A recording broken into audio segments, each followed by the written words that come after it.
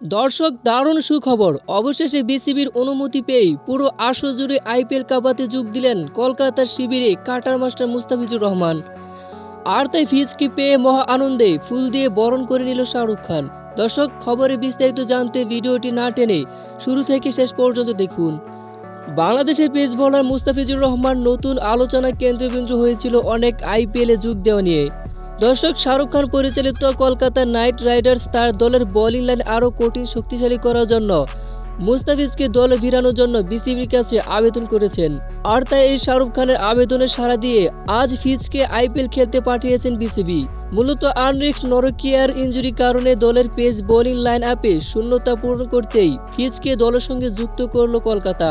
তার কারণ শাহরুখ খান আশাবাদী ফিজ কলকাতার হয়ে ভালো কিছু করে দলে যেয়ে বিশাল ভূমিকা রাখবে। আর তাই সেই জন্য দা ফিজকে সবাইকে চমকে দিয়ে দলের সঙ্গে যুক্ত করল কলকাতা। তো দর্শক, আপনাদের কি মতামত? মুস্তাফিজ কলকাতার হয়ে অবশেষে শত নানা নাটকীয়তার পর আইপিএলে যোগ দেওয়ায় তা এ বিষয়ে জানিয়ে দিন আপনাদের মতামতটি আমাদের ভিডিওর কমেন্ট বক্সে। ধন্যবাদ।